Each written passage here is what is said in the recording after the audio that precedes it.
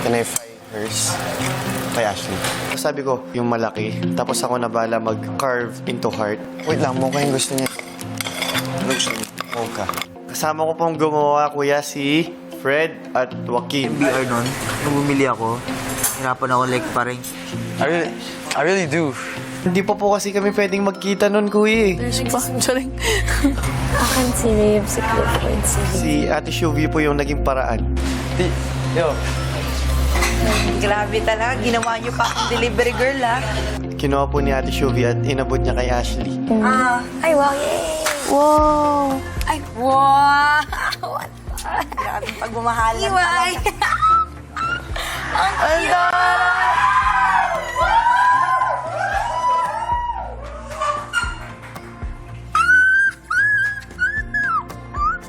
Narinig ko, kuya.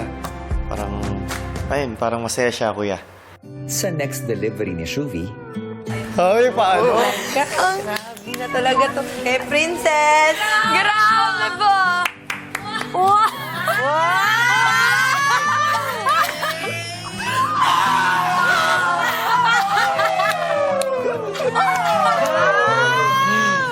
Thank you! Parang gusto ko na lang umalis sa bahay na to. Super sweet ng pancake.